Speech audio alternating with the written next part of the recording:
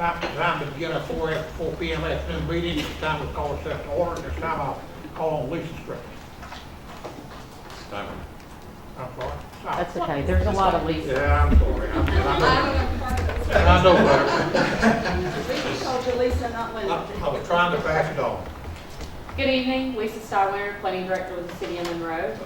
I'm here tonight to request Council to consider the adoption of the Concord Avenue Area Master Plan.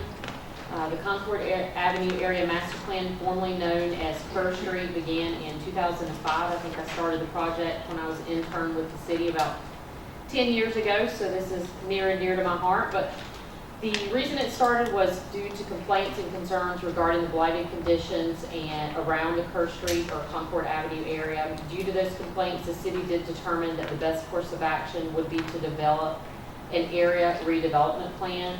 We did hire Kimley Horn and Associates, which is a national planning and engineering firm, to assist us with the development of the plan.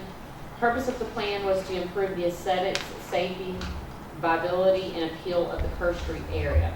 Some of the goals for the project were to develop new and improved housing stock, create economic development and employment opportunities, revitalize the properties, and create an attractive entrance to Monroe, and hopefully establish a catalyst area for improvement. Some special objectives of the plan address urban design, future land use, transportation, aesthetics, and will reflect the vision of the community and drive a positive image of the area. It's also a gateway into downtown Monroe.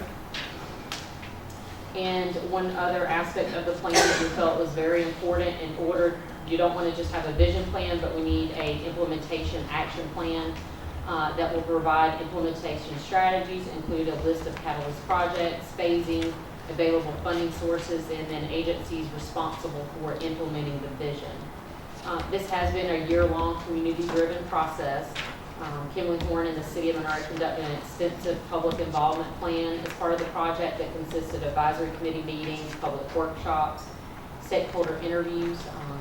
So we have Jessica Rossi with Kimley Horn and Associates here tonight to basically go over or review the contents of the plan, discuss the implementation strategies, and answer any questions council may have. So I'll ask her to come up and take it from here. And you do have a copy of the plan in front of you.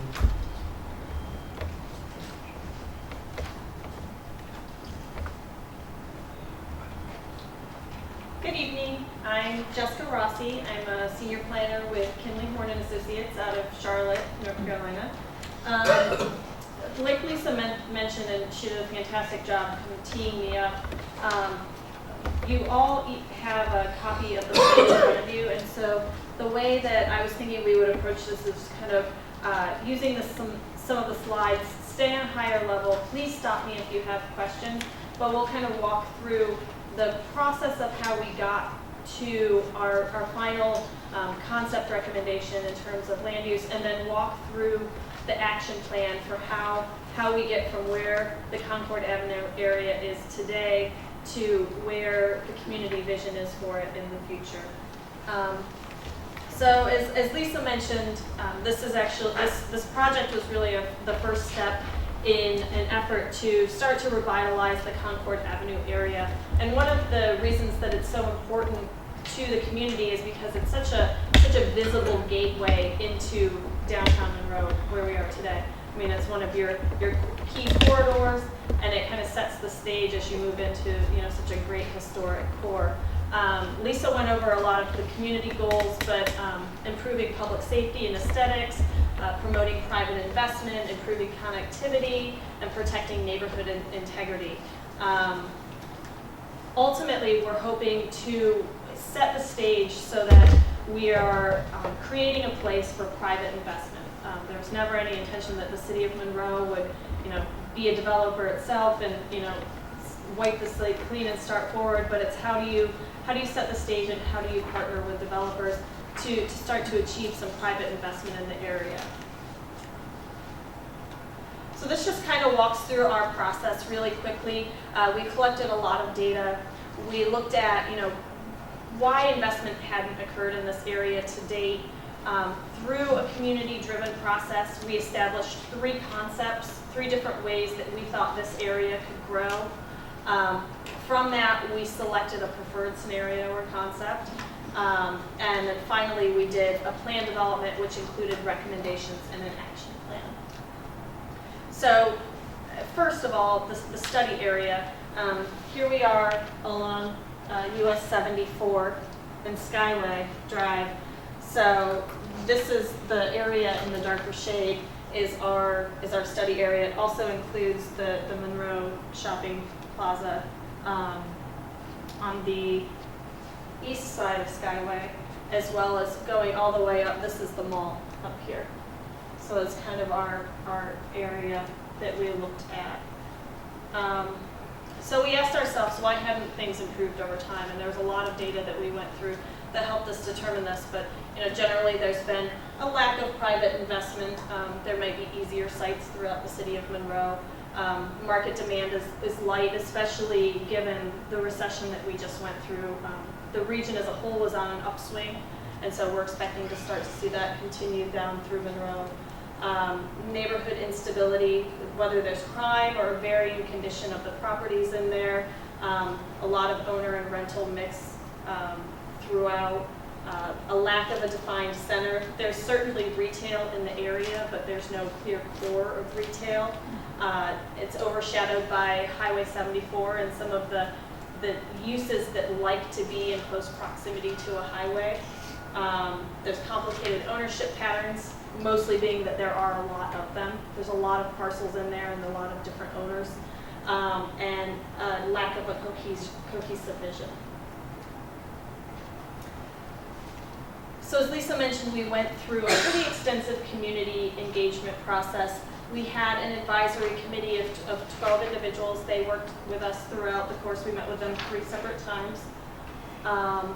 And we did a number of activities that were used to engage the public and get information. And so you won't have time to read it right now, but I encourage you to read through later. The planning process and the engagement is laid out in Chapter 3. Each of the activities that we went through with both the general public, our advisory committee, and stakeholders for the area are laid out and summarized, and what type of information we got back. And that really was the way that we formulated the plan. So in terms of concept development, after we had gathered all of that information, we sat down and came up with 3 concepts, which we ultimately presented to our advisory committee. The first concept, just in terms of coloring, and they'll be consistent throughout, red is retail, brown is residential, the yellow with the stripes is kind of a commercial mix, so retail office. This orange is office, blue is hospitality, and green is open space or recreation area. So the first concept was really capitalizing on US 74. So we kind of refer to this as leveraging US 74. Noting that there's going to, in this concept, we really kind of focused more retail that would want to kind of be in close proximity and have access and visibility from the highway. The second concept that we presented was a mixed-use main. And so Kerr Street is right here, kind of in the middle of our, there we go. Kerr Street is right in the middle of our study area. So the concept here was really to focus kind of a small core, a Main Street feeling core along Kerr Street, making it the central node of the area. Infill residential around in the brown, still some retail that will want to access both 74 and Seacrest Shortcut, and then mixed retail commercial at the shopping center, as well as the site. It's about 16 acres over near the mall. The third concept we gave was a bit more conventional, much more retail here in the center, residential surrounding, office off to along 74, hospitality at the highway. And so when we presented those 3 concepts to our advisory committee, overwhelmingly the the preferred concept was B, that mixed-use main. And so this graph, which is in the, or that chart, which is in the report, just kind of compares the different acreages of the various concepts. But when we presented concept B, there was concern, as well as findings from the market analysis that was prepared for this report, that the 16-acre site closest to the mall in the original concept B was slated for office.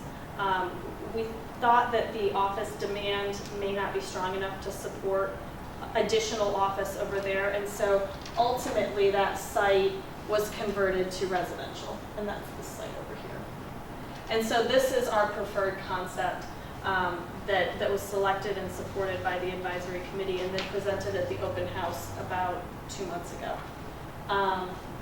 So partnering quality housing, then having prime real estate near the interchanges for hotel, office, service-related retail uses, and it builds connectivity throughout the area and is supportive and protective of some of the stabilized neighborhoods around our Concord area. So from that concept, we created a master plan, and this is going to be laid out throughout Chapter 5. And you can see as you go through Chapter 5, each additional page kind of layers on the next line of thought for how we built the master plan. So we started with a bubble diagram. What types of uses made sense where, and what did they start to look like, building off of the preferred concept. And then we started laying out building footprints. So you'll notice that, if you look down here at the shopping center, we kept part of the shopping center footprint, but we thought that there was opportunity, there's plenty of parking there, to start building streets along Skyway Drive, or building additional retail space along Skyway Drive. You can see the layout of some of the residential, both on that 16-acre site and how the residential could be parked along the mixed street main area along Kerr Avenue. So some of the highlights, the final concept that we prepared presents strengthened vehicular connectivity, enhanced pedestrian corridors and access, there's streetscape enhancements, buildings are designed and envisioned to directly face the street, and so it helps bring a pedestrian scale to the area. Interior and shared parking, stormwater solutions that can also be a community amenity, green space and recreation areas, an emphasis on the urban core along Kerr Street, creation of public green space for events and gatherings, redevelopment opportunities, and preservation and protection of the stabilized neighborhoods that surround. We did want to show, so part of that is that we did a perspective of Kerr Street, which would really be representative of that mixed-use main area. So a small miniature version of downtown. One of the questions that we've gotten and that we've been very confident in our answer is, would something like this take away from your downtown? And we feel like it would only enhance it. The type of retailers that would be attracted to development like this at the price points, at a rent price point that they would be achieving from a new development construction would be very different from the retailers that would be seeking to locate downtown. Downtown's going to be much more friendly for some of your local shops, local restaurants. This would probably be attractive more to like a larger regional or national base that has a little bit of backing that a local organization may not. There were a number of transportation enhancements that were laid out throughout the plan that can be funded from a variety of mechanisms. We went into that in the action plan, and so we'll get to that in a second. But it goes from streetscape improvements along Concord Avenue to pedestrian and streetscape improvements with Lomax, intersection enhancements along Skyway.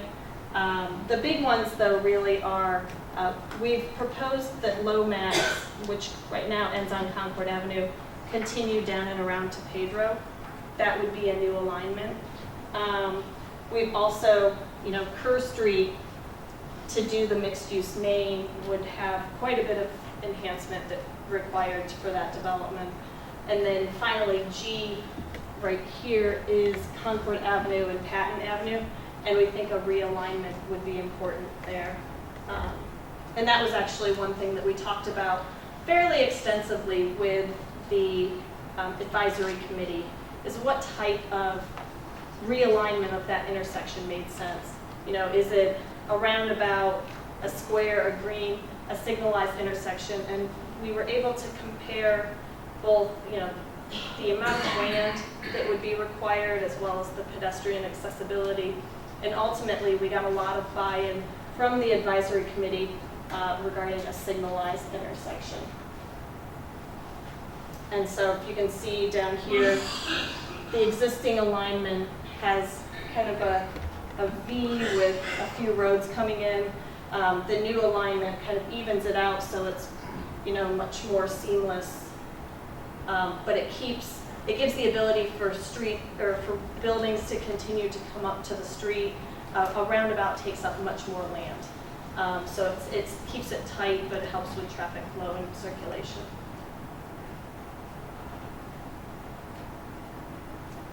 So starting in chapter 6 is our action plan. And so what we've done is laid out all of the action items, whether they are plans or policies, programs or individual projects that would help to enhance potential future development in this area. The recommendations are designed to be flexible, so there's no specific order in which that they need to happen. It may be, you know, you have a new resource and you can capitalize on some of the recommendations in one area, or you get some funding and another recommendation makes sense and starts to come up towards the top. So there's no specific order of action, but we did provide, you know, some timing ideas of, you know, what type of priority we would suggest you tackle them in. Additionally, in the strategy board, we've laid out the funding mechanisms that may be available to help fund, especially some of the capital improvements that we just went through, as well as who should be involved in the process. Is it the planning department? Is it the city council? Is it the private development community? Or is it another organization in the region? So this is just a very quick example of one of the many pages. I think there's probably 3 or 4 pages that look like this that are the strategy boards. And so what you'll see on each strategy is a recommendation along the left. The type of recommendation, is it a plan, a program, a project, a policy? What planning themes does that address? Followed by who the responsible entities are. Is it recurring or ongoing? Is there an estimated cost? If so, what is it? And we should mention that the costs are, you know, high-level planning costs. So as it gets a little, as you start to move through the planning process and identify projects that you would want to take on sooner than later, we would definitely get more detailed cost estimates than this. And then what some of the potential funding sources are to help, to identify to help fund the project.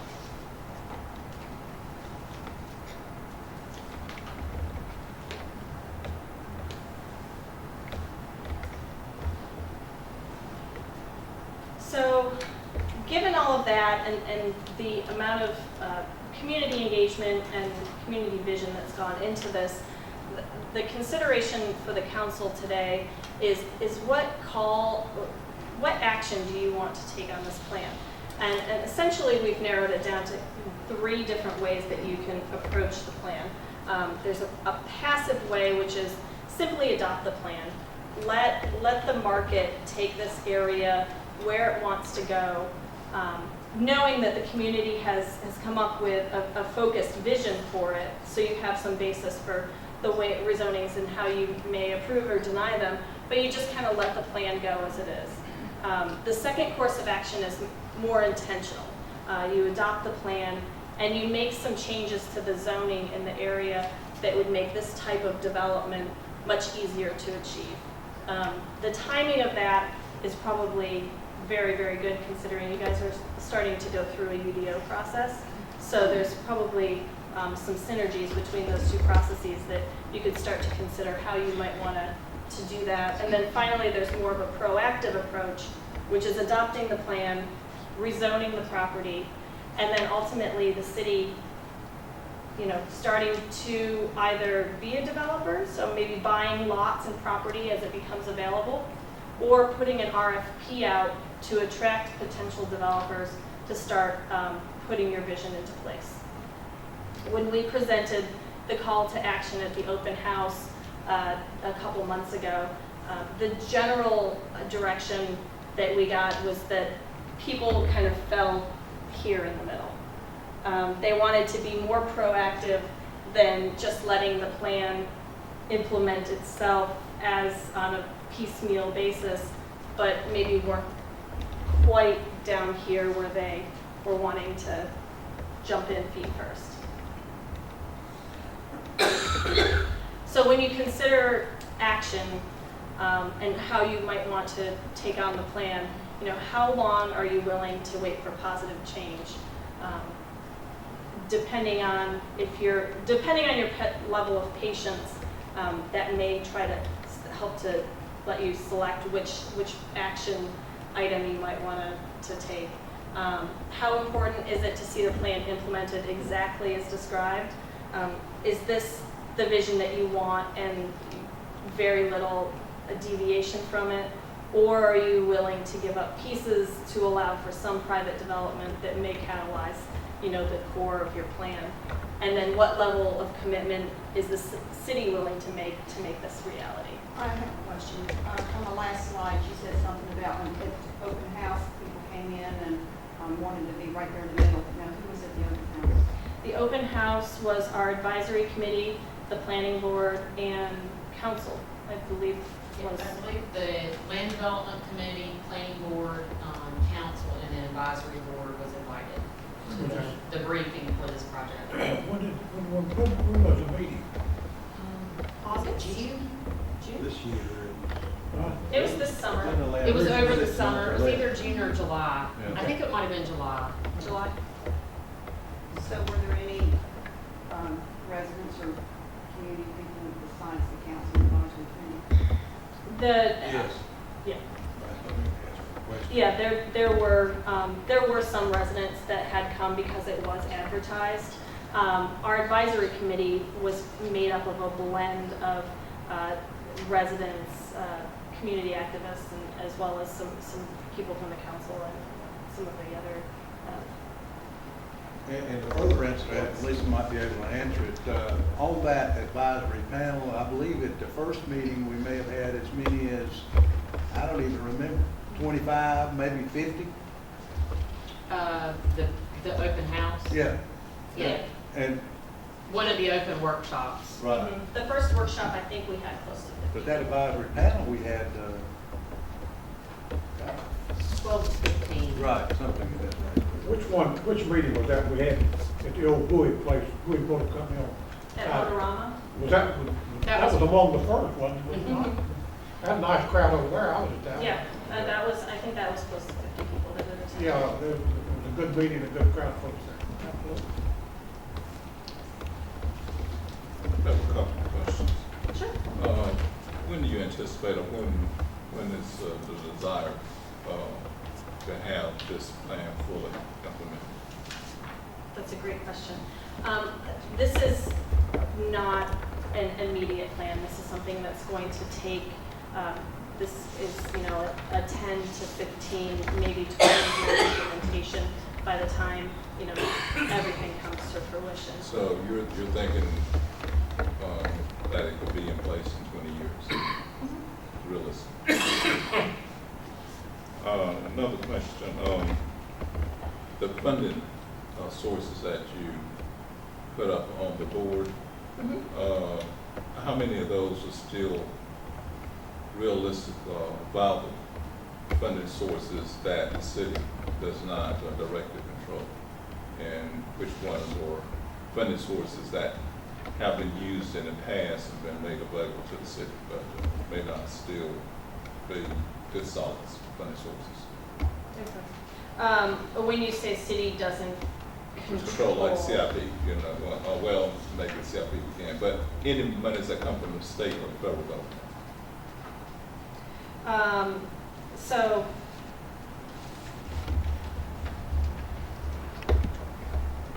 I think where that would be mostly is focused mostly in terms of the CIP that's implemented through the region, different transportation funds through CRTPO, CMAQ.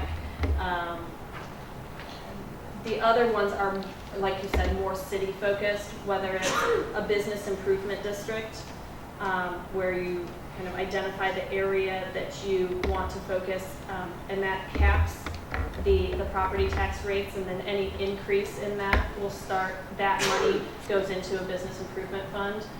Very similar to a synthetic TIF or a TIF district, which the city doesn't necessarily pay into. You're capitalizing on new investment.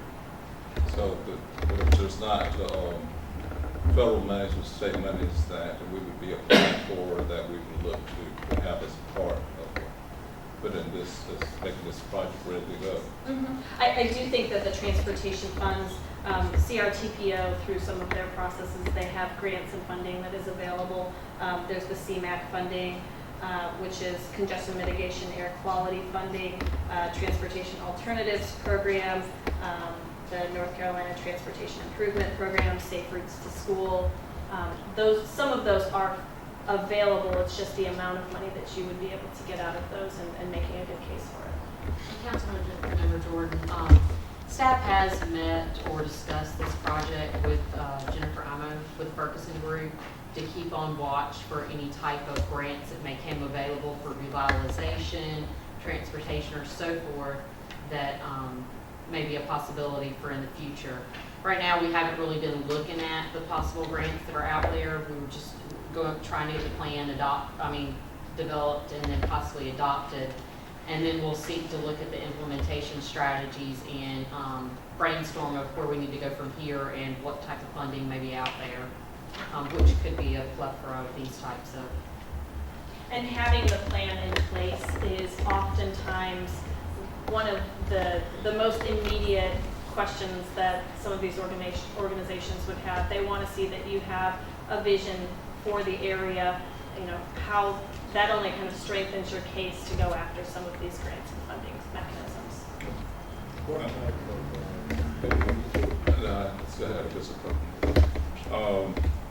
What's the number of people who are looking to have to relocate as this plan moves forward and we move toward a full implementation? Good question. The population of the study area is not significant. Most of it lies in some of those surrounding neighborhoods that we consider to be stabilized and haven't made any changes to. The bulk of the change is kind of happening in that central location along Kerr. My guess is that is south of 200 people, probably well south of 100. But you had some areas over there between Secret Shortcut and the mall, areas where people live there for long periods of time, own their properties, and it's pretty stable area over in the Sell Street area in there. Over here? That's A and B, I believe, isn't it? Yes, Yeah. A is one, A and B. A and B up there. Yeah. Oh, this? Yeah. This area is all stabilized residential, so how it's kind of grayed out, we don't anticipate any change there. The A is actually pointing down to Concord Avenue. That's Okay, just where the label ended All right, up. so you're not looking to displace any of those residents as a No. part of it? We consider that to be a stabilized neighborhood that we would only want to protect and enhance. And then the residential that we've shown over on this 16-acre site, this is a vacant.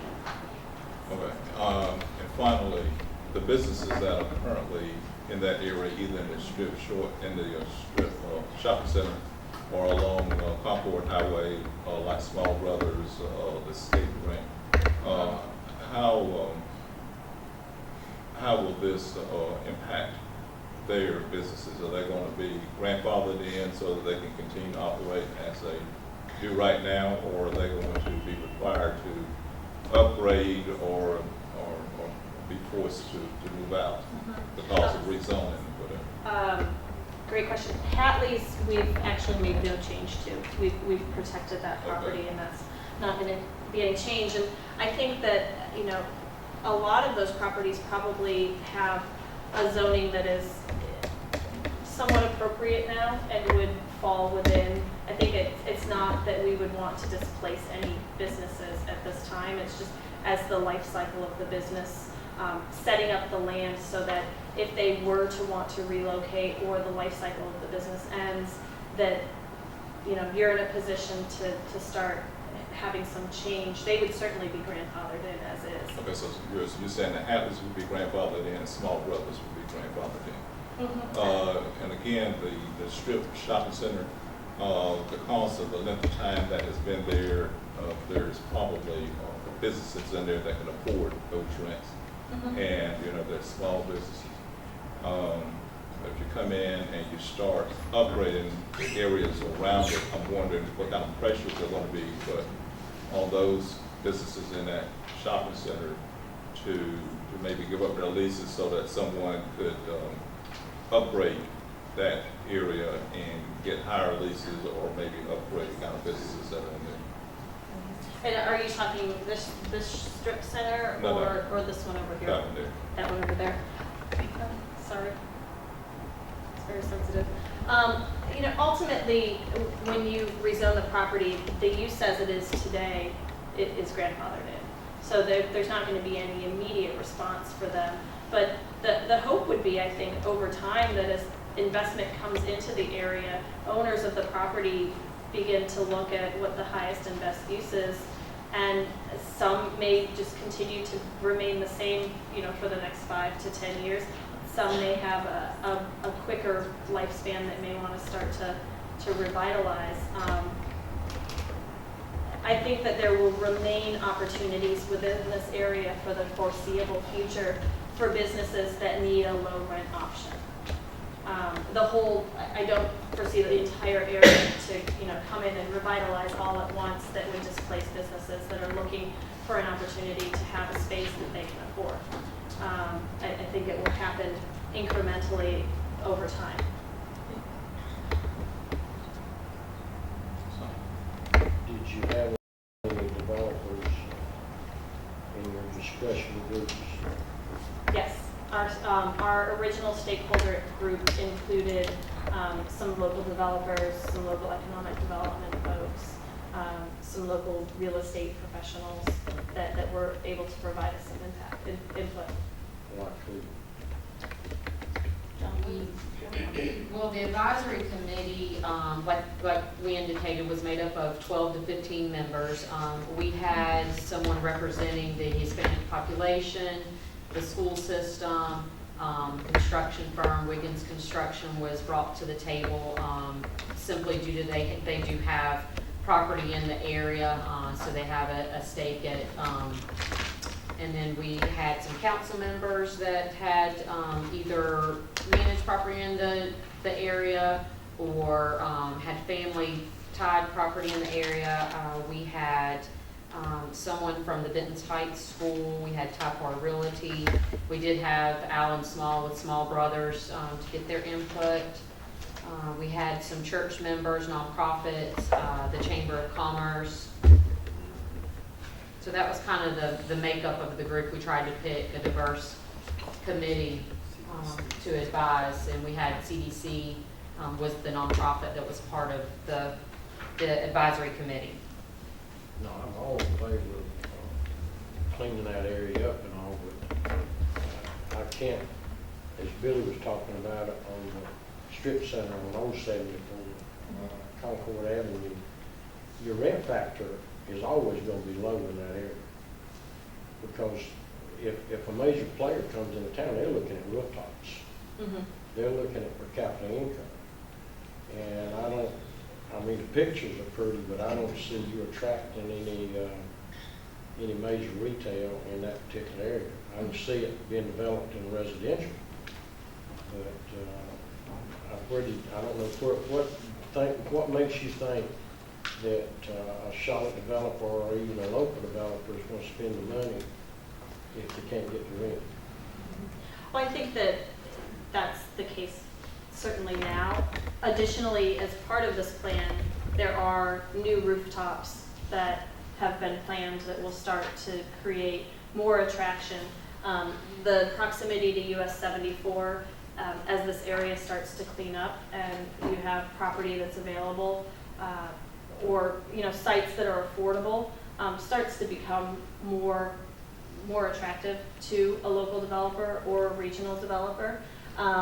We've had a lot of conversations about how you're pulling from different markets in order to start to make this area more attractive. And again, I think it starts to come back to ultimately, what level of participation does the city want to play in this plan, and how do they, is the city starting to act as a partner? Does this become a public-private partnership that makes the development of this type of property more feasible than just, as it is today, it would be a challenge because there's a lot of property owners. The rents are not high. The household incomes aren't, exactly where a national retailer would want them to be, but investment over the course of, 10, 15 years, I think it puts this area in a position with the visibility to 74 to be attractive. Where do you anticipate those 200 displaced households, or well, I guess you said residents, not households? Where would you anticipate they would relocate to if they would move from this area? Basically, this is a plan that's going to be developed over the next 15, 20 years. It's just our vision plan. There's no plans or intentions to dislocate anyone at this point. What we're just looking at is establishing a vision of how we're going to grow and develop in this area. And some implementation strategies that deal with funding sources, whether it's going to be private-public investment. So at this time, no one's going to be displaced. It's only going to happen as businesses start to move out, land starts to turn over, and various different things. And the only way I believe this location will get jump-started is the city does do some sort of type of investment to kind of kick-start. And it could be just the low-hanging fruit of some landscaping to kind of beef up the area, because I know their NCDOT has a plan for 601 interchange right now, and we've already expressed our interest in, as this plan starts to move ahead, we'd like to be involved. So at that time, maybe we can tap into doing some of the landscaping in this area to beef up or make the aesthetics of the area look a little bit better. And then this 16-acre tract was not originally part of the study area, but became part of the study area because it is such a major emphasis on the connection with the area. Plus, we have contacts with the owners that have been following this plan throughout the process because they're interested in moving forward with doing something with that piece of property. I've been waiting for the plan to be developed and possibly, hopefully, adopted. And then we're going to reach out to them to kind of sit down and go over the plan again and see where their interests are, because they're ready to do something with that piece of property. So hopefully that may even in itself kickstart or be a catalyst for the beginning of the implementation. Those two factors in itself could already serve to start implementing if we wish to move in that direction. Just a couple of other quick questions. The property owner of that you're referring to, and I'm not sure who it is now, but at one time the property owner of the proposed residential there at the end of where the Chase Apartments are, to your far left on your screen there, right beside A. They made a presentation to the city council that they were interested in continuing with some apartments there at the end of the Chase Apartments. And the residents there were, they were not interested in having apartments there in that area. And they let us know that they were not interested in having apartments there behind them. Are you talking about the 16-acre tract? Is that Yeah. 60, yeah, Yeah. is that what, is that it? And That, yes. this area is proposed for residential, but not apartments. It's single, because this is such a stabilized area and it's single family, the apartments wouldn't, So you're thinking about putting residential properties in there, what? how well, would they be- that's what's being proposed there. That's what the market study as part of this project indicated would be the best use for the area. As Jessica mentioned before, the plan is flexible. So if something comes along that interests or we think would be a good use for this area, we can certainly look at that. This is not the set in stone. Of What course, kind of zoning would you look at there, and what type of houses would you have in there, please?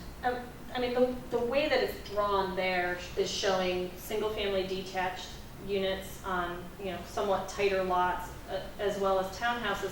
But the concept generally is a medium to higher density product. It doesn't need to be apartments.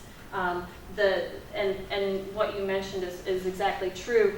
When we drew these in as single family, the idea was that we wanted to help create a buffer to blend in with the neighborhoods that are already there with residents that have lived there for decades. And so the idea is a continuation or a transition from the stabilized neighborhoods that are there into, offering new rooftops in the area, whether it be a single family residence, a townhouse that's an attached for sale product, or, some variation on that. and that piece of property did go through a conditional district rezoning years and years and years ago that has some regional retail component toward it. So no matter what is put in place there, and if it's different than what's already approved as part of the site-specific rezoning conditional district, they'll have to amend it, which would come through the whole conditional district rezoning process, where it would come before council for final decision. The adjoining properties would be notified of any changes. Our current zoning requires that our median or minimum or medium-sized house be about 1,800 square feet. So what, is that what you're looking at there, or you're looking at amending some of our zoning so that a different style or different type of house could be built in there? And it also requires that the house has double-car garages. At this point, one, we have to receive direction as whether the plan will be adopted. Receive direction from council, do we want to be passive, or do we want to adopt it and rezone? So we really haven't looked at any type of what would we rezone, what type of residential at this point. You haven't looked at that for this area over here that goes down First Street. You haven't looked at it for that area there. As far as the type of rezoning, we have not yet. And I think the timing, and Lisa may have even a better sense of this, but the timing with your UDO update, this is a great opportunity if the council chooses this to be your vision for the area, then that's conversations that you can have with CodeWright. How do we make this happen? Do we have the tools in place currently in order to allow for this type of opportunity, or do we need to create new ones? And just one last question. Is there a possibility that the investors who we would hope to look at this area here might wait until the bypass is a little bit further along and look at spending their money out there, even if it means spending a little bit more money and having a development that is right along the bypass rather than something here in this particular area here? I think that there are two distinct opportunities there. I mean, the bypass is running through portions of Union County that are Some of them are developed, some are offering complete blank slates for what those nodes could end up being. The opportunity that's presented here is certainly a more compact, connected feel. It has an urban, it's not your downtown, but it's close to your downtown. So the feel of this area is much different. And I don't know that those developers are necessarily But a lot always of- the same people. A lot of the bypass is going to be within the zoning jurisdiction of the city. Cloverland should be in the city. You know, as a matter of fact, we've already got one developer that we rezoned, and he's supposedly waiting until the bypass gets started. So, you know, there's going to be opportunities along the bypass that might conflict with what we're trying to do here, or draw away from the resources that we're hoping to be here. Here's the thing you're competing with, is if I can buy land on that bypass at Cloverland, it's gonna cost me the same thing to build a building there as it is there, and I'm gonna get 4 times the rent on the bypass that I'm gonna get in that area there. I'd vote a heartbeat to clean that area up and slowly try to move it forward, but I don't see it quite being what y'all are presenting, because it's not Charlotte, it's not Huntersville, it's not Morrisville, it's Monroe, North Carolina, and in that area, the traffic and the per capita income is not there to support retail like y'all are showing. And that's, I think I know a little bit about it, I've done it my whole life. I think you're in the right direction, it needs cleaning up, there ain't no two ways about that. But I don't know how you're gonna start it, Lisa. You're gonna have to start where it be some landscaping, where you start buying some properties. Well, we have 200,000 in the budget now. We'll look at properties. The city has 2 parcels, not in the greatest area already. You know, we have the opportunity with the 601 interchange improvement to do some landscaping there. And then it also, as far as the bypass and the interchange, you know, we are going through the update to our land use plan, which is citywide. Part of that process, we're going to be incorporating the interchanges of the bypass and studying the land uses around the interchanges, so we can incorporate those in our vision and growth for the entire city. That will take, we're in that process now, but it will take probably 6 months to another year before it's complete and brought before council for discussion and adoption. Have y'all given any thought about which properties you may try to go ahead and purchase and start slowly cleaning up and getting it ready, or is that just not being thought through yet? Not yet. It's probably more as they come available, it's a consideration from the standpoint of the city of, would an investment in this property help to fulfill a bigger vision, or, would just a change of private hands do the same? Is there grant money available to help revitalize an area like that? Largely from an infrastructure standpoint, so landscaping, transportation improvements, wayfinding, things like sidewalks. I would say that's the primary basis for where the public funding assistance might come from, not necessarily from a purchase of a property. Another question, have you given any thought to how much money it's going to take to purchase what you need to purchase to start the cleanup? Because somewhere you got to start from ground to get up here. And right now, I don't know that you're where you need to be to really go too far talking about that. Because first of all, you're going to have to make sure you can clean it up. Have you given any thought to that? Well, the idea is to, not for the city to do everything, it's to have public-private investments and hopefully have some catalyst items that will bring that private investment or that interest to the area. Okay, let me, I'm just throwing this out. When you say public-private, what makes you think that private will invest in there right now? Well, as a planner, we would hope that we have a vision now. We hopefully have a plan that will be adopted. We know how the areas, or we have an idea of how we want the area to grow and develop. And as the city puts their interest and heart into implementing the plan as far as landscaping, possibly some purchase of some lots, or as funding becomes available, applying for grants, we have a better ability to apply for grants now that if we have a plan that it's adopted. Hopefully all of those together is going to bring that developer or that private interest to the area. Is it not that foreign from what we're trying to do with our downtown? I mean, years ago, the board adopted a master plan for the downtown, and over the years, we've invested money. Over the last, since I've been here, I've observed us investing money in the idea of a science center. We're investing money in public-private partnership with the Center Theater folks. So I mean, those are examples of how the city can participate in an existing plan that was done how many years ago?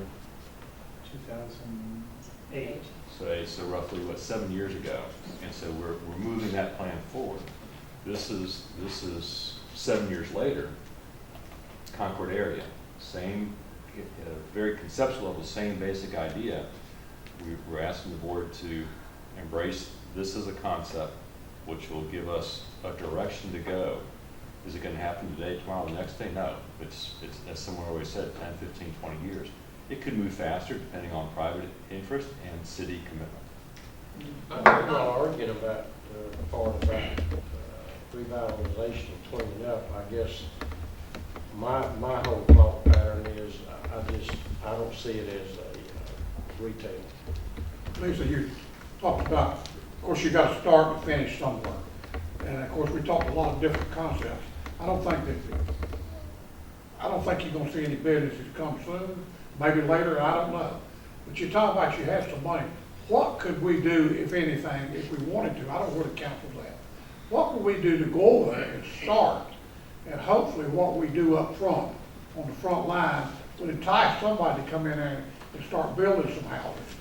I don't think anybody's gonna get in line over there right now. But what can we do to make it look good for some developer want to come in there and build half a dozen houses? And if you get a half a dozen houses built in there, somebody else gonna build half a dozen. Well, if you start, as Lisa said, with landscaping and beginning to purchase some property and cleaning it up, that would be the starting point. I'm not trying to throw a wrench, I'm just asking questions. I'd like to hear from Freddie, because Freddie, were you on the committee? I want to hear what he's got. I am, and let me say this, I boast my dementia has kicked in again. You mentioned initially, Jessica, in your plan, or Lisa one, that this had begun in 2005, which was prior to my being on council. But I was on land development committees back before being on council. And if I'm not mistaken, we really seriously looked at this same plan initiative maybe even before 2005. I do remember that Wayne Herron was our planning director, so you might can use these or some time frames, okay? So he wasn't the manager, he was the planning department, and blah, blah, blah. So, one, this is not new. It's not new to the planning department. It shouldn't be new to this council or to this city. So that's one thing. The second thing is, there's a lot of time, effort, and money been put into just what you're seeing right here today. And what it is just that. It's an initiative. It's a plan. It's where it could go. It doesn't mean it has to look exactly like they're drawing it or exactly like it has to be. But it has to start somewhere, and we have to have, as they say, this vision in order to take it somewhere than it is today. Next, it was a group of people, and there have been many of these people involved since we to hire Jessica, and that's only been in the last 2 years? Okay, so now we're down to the last 2 years, and we've had a number of community people involved in this. I mean, I couldn't name them all off to you, but they were all citizens. Well, most of them were citizens of Monroe, and certainly they had connections to the city of Monroe through their business or whatever. And they put a lot of time, effort, and thought into this thing. And they all are in consensus that they want something to be done, just like Lynn is saying. You know, we all know, we don't take a brain surgeon or a rocket scientist to know that that Kerr Street area needs to be cleaned up. If we could clean that up, it might help catalyst to other areas, which would broaden the picture. So what it is it's a plan, and she said it's 15 to 20 years out. You know, so this is, nobody's going to get displaced today. Nobody's going to ask to move out. Nobody's going to, you know, it's not that. It's just something that we might take to The Ferguson group? Ferguson group, that they might direct us in a way to who to hit up. But if we don't get honestly, if we don't get some help behind this at the federal or state level, then I don't think it's likely that the city is going to be able to pull this thing off. That's a foregone fact too. But let me just say this. I think that the whole group that has been involved in this for a long time is going to be very disappointed if we lay this in the passive mode. If we don't hit intentional, and I would even say I support the proactive role, which if you will look at what the proactive role is going to cost us, it's virtually nothing. All we're doing is saying that this is the way we want it to go forward. So then we might have to time, and as a city, you know, we all know that there's not millions of dollars of general fund money to throw into this. So that's not going to happen. But it might just give us the catalyst, as I say, to start something somewhere. And I look at it as being a tie from the mall to the downtown area. I don't think it detracts from the downtown master plan. I don't think it's going to detract from Main Street in Monroe, North Carolina. But it might, over a period of 20 years, when economies shift and change, there may be someone out there to want to privately, you know, this area, the 16-acre parcel over behind Sale Street, could be, if we were forward thinking on this council, you know, could be a prime area to develop some housing that may not be in our zoning code at this moment, but could be put into place and planned over there. You know, Lynn mentions these communities of Huntersville and Cornelius and Morrisville and places like that. They don't build every house on a 1-acre land, and you know, so we've got to get out of that thinking. I'm not saying it has to be multifamily, but it could be senior oriented. It could be just a wide range and number of things. Or as it says, in the past when the economy was really clicking, you know, that was an area that was seriously looked at for development for housing plans. So things shift, things change. It's a long-range plan. I really think it's something that we should adopt. So out of all of that, Freddie, are you making a motion? You gonna I make the do. I motion? make the motion. If you make a motion, I'll second it. So Oh, what's your proactive. motion? Proactive? Proactive. Okay. There you have it. A All right, I have a and motion and a second. Any other discussion? I'm ready. I have just a couple things I want to say, Mayor. And I understand what Freddie's saying. He's absolutely right.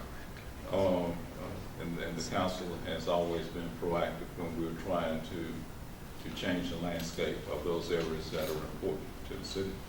The purchase of the Scott Aviation property and the demolition of those buildings over there has created a catalyst for future development for downtown area.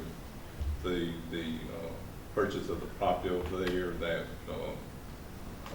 on Miller Street, where we just gave some property to the community shelter, is an example of that. We've always been proactive. If we are going to do this, I would like to see us do it with the intention, number one, of assigning some dollar value to Kirk Street, all of the properties along Kirk Street, and to figure on a way to go ahead and make the purchase of those properties, remove those properties, so that we can start implementing this plan in a significant way. Personally, I don't think we need to just adopt a plan without having something that we're going to do that is a significant gesture to moving the plan forward. And in my opinion would be that purchasing the properties along First Street and taking those down to remove that blight that exists from sight of the Skyway is something that we need to do. That's exactly what I was saying a while ago. What can we do to go over there now Well, and start? and And the that's effort- the start. If we don't start Why now, don't we go ahead and vote on our motion in a second? Then well, we're in discussion right now.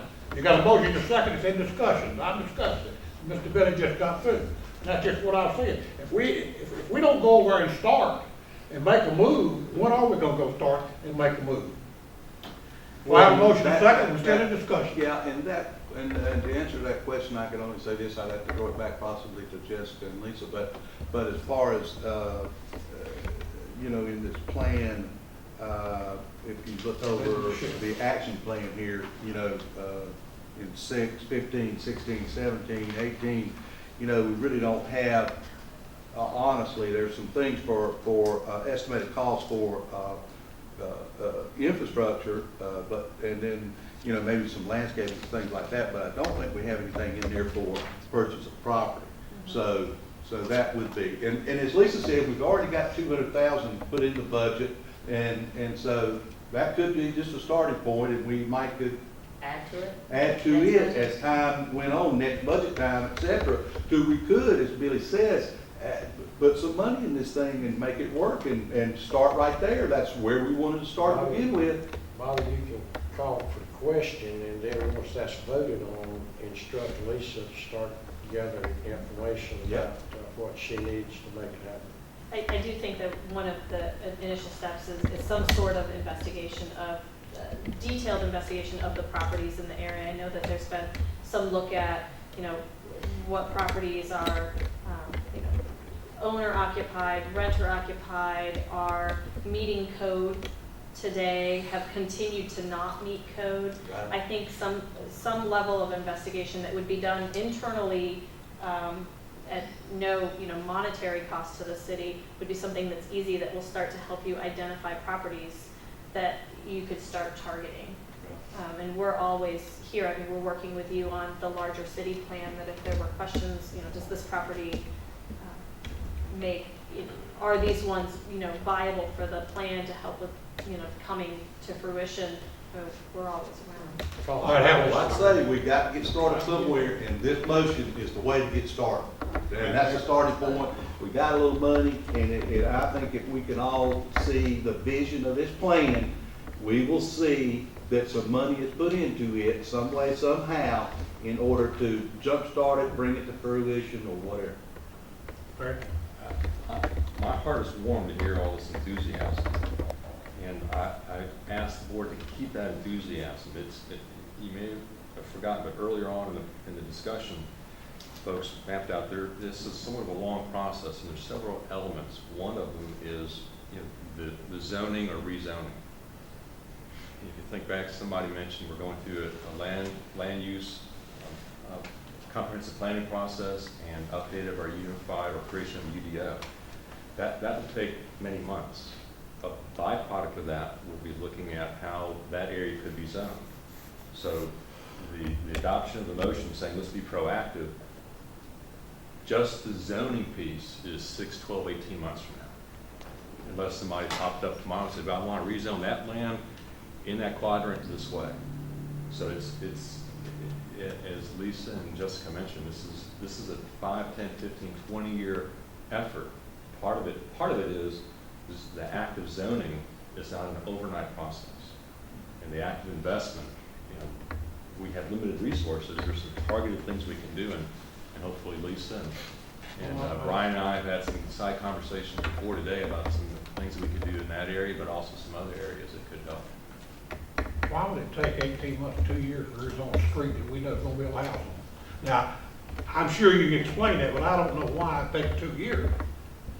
You know, we're gonna, if we buy a street that Mr. George is talking about, it's gonna be houses put on it, and we know what the zoning is for that.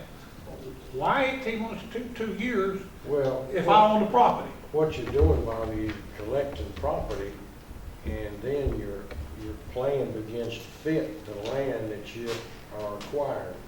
And that will determine how you go forward. Right, with your but if you street. buy Kerr Street, what are you gonna put on it, man? What are you gonna build on it? Well, right now. Are you gonna build a house? I'm thinking about putting the Marriott. What else? Well, what I'm Yeah, saying, that's No, y'all proposed. no, we have a site for that, it's on that Yes. plan. It happens to be, Don't have any idea It's about the that. you know, it's about D or something up there, so don't worry about that. This is the plan. what I'm saying is, and I know there's an answer, and probably I don't know. Leave him alone. But if we're gonna go over there and buy the houses on Kerr Street, as Mr. Jordan talked about, or whatever, and take it and connect it, whatever it needs to be connected, what are you gonna build on it? You're gonna build houses. So what are you gonna zone it? We're gonna zone it to build a house on it. So why did it take 18 months, 2 years to zone it to build a house? Now, I'm sure, I don't know what I'm talking about. Lisa will come back at a later time and tell us what she wants, and hopefully then we make a decision. That ain't the question, Lynn. Oh, That ain't my question. My question is, why it take 18 months, 2 years to zone a street to build a house on, and the house is on it now, and you know you're gonna buy it, you're gonna put another house on it. And we're gonna Well, figure, we probably won't put anything on. We're hoping. okay, that just well, let's get let me the turn around and land ask you another question. Somebody else will What do do it. you think they're gonna build on it? If you look at this plan with some detail, you. I ain't giving up. Yeah, you'll figure out that honestly and truly, we don't have a single-family home designed for Carr Street. That's not what we're looking for over there.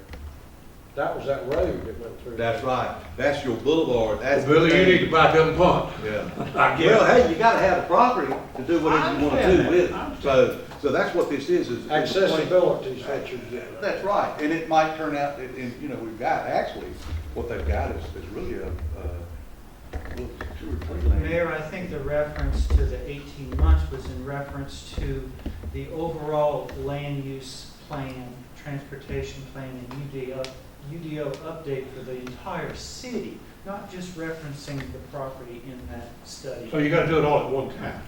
It's the whole effort for the whole You know, and I land know use. that, I understand all that, and I'm not the sharpest knife in the drawer, but why do you want to, why can't you, if you're gonna build here, why do you gotta be sure that this is over here zoned?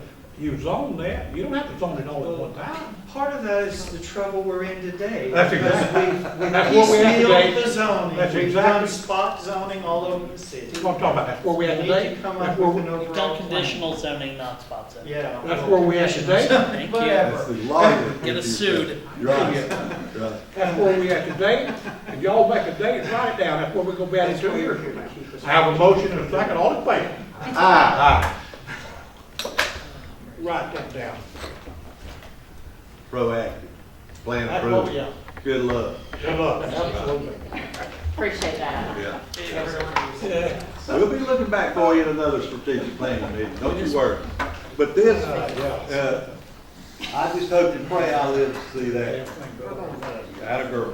All right. Thank you, everybody. Mayor, we just wanted to verify, that appeared, that sounded like it was unanimous, we just wanted to verify that it was. Yes, I believe it was, everybody was in there. Absolutely, yeah, absolutely. I was having to use this one the whole time. I don't have post-it notes, you know. Well, you get your blood running there. Right, that's right. I had to use a green ink over here. That'll be passed down everything. All right, item 2, customer service. That's not one. Mighty. I'm just passing by, I don't know. All right, Lisa's up here, Mayor. Good evening, Mayor, Council. Lisa Strickland, I'm the Finance Director. Just wanted to go over the staff report that was submitted. It's for multiple modifications in different areas of our customer service practices and policies. In an effort to remain current with changing state legislation, we periodically evaluate our practices and our policies and make sure that we're in compliance. Several areas of non-compliance were identified when we attended a class a few months ago.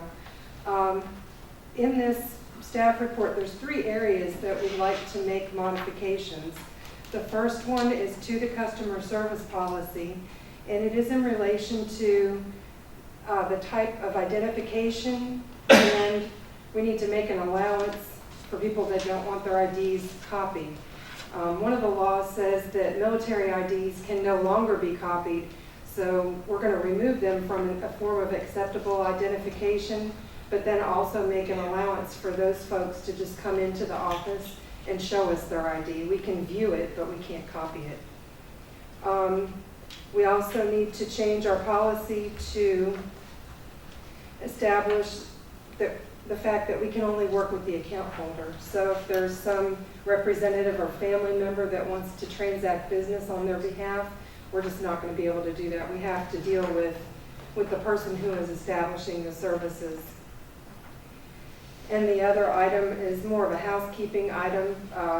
Extensions on commercial customers were only in the policy at 2, and the practice is 3. We just wanted to make it consistent with the residential customers and do 3 cutoffs for everybody, or 3 extensions rather for everybody. Those are the only customer service policy modifications. Now, the next section are modifications to our utility service application for service. There's certain things that we found our application did not include that it needed to include to be compliant with the law. We needed a section that notified the customer where to find our rules and regulations, so reference to our website. It also needed to include notification of what we use that customer's social security number for. Needed to include written notification that any unpaid balances could be transferred to active accounts if they're moving from one address to another. It also needed to include written notification about what happens if their account falls delinquent, if they are disconnected for non-payment, or we can require a deposit if their credit continues to decline. And also it needed to include a statement that it is their responsibility to notify us when they move out. The final area that needed to be modified are our practices, just our in-house procedures that we're following. One of the biggest areas, and this was the topic that we were discussing the other night, was that we're not allowed to give any kind of special consideration to any particular group of people over another. Currently, we give more time to all of our medical customers to make payment than we do our regular customers.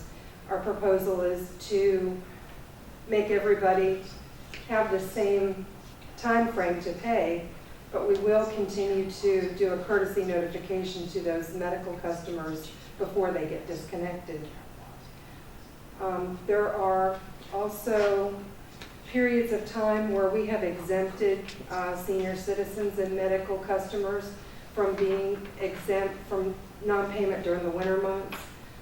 We don't cut off during periods when it's projected to be below 32, or even in the summertime if it's too warm, over 100 I think is our threshold. We don't cut off at all. We can't make them exempt for the whole winter, and what we're running into is just a problem with a problem with those folks. Is it doing funny things?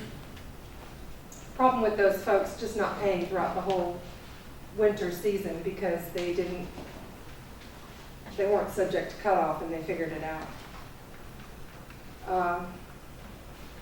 Also in our practices, before we close the utility customer, it was brought out that we should try to contact the current customer who was paying the bills at that address. We started doing that, but that was one of the changes that was brought out. And the final one was upon notification that an account holder is deceased, we need to cease bank drafting their bank account for their utility bill, and we've also started to do that. But if there's any questions. You say you notified customers that this would be in place. We were trying to implement November 1st to shorten that time frame. We did send some letters out to the customers, and in the letter basically said upon council approval of our proposal that this would be implemented. What we had proposed to make the transition was to allow extensions for those medical customers for the remainder of 2015. And then in 2016, they would have the 3 extensions that everybody else gets. So this will become effective January? It's whatever you guys direct us to do is when we could implement. I think what we need to do at this point is send out a secondary notification telling them when it would be effective if it was approved. But I think the overall issue is that this is as a result of the changes in the law, or that we weren't in compliance. Is that what we're trying to do? We're getting back in compliance with the law. Yes, that's correct. Okay. All right, well, I'm going to move that we adopt this proposal since it is in compliance with the law. Well, Lisa, talking about when it would go in effect if it's approved, and I'm thinking, you know, they're gonna have to pay some, they're gonna have to catch up some money from 3 back to 2, they're gonna have to catch up somewhere, am I correct in saying that? They don't really have to catch up, it's just that they'll be due 10 days That's earlier right, than what they okay, were they'll have to come accustomed in. to, so. What I'm trying to say is, I don't know when it, I know we need to get it in effect if we approve. Would it make any difference instead of effect January 1, February 1? Would that help those folks any more to prolong it another 30 days? And I'm not trying to stretch it out to summertime. I'm just saying, would it help those folks? What I'm trying to do is help them move into this thing as easy as they can with their finances. Dawn, when do the higher bills usually hit around February or March? Yeah. So we don't want to do it when the high bills start to come Well, out. that's what you tell me.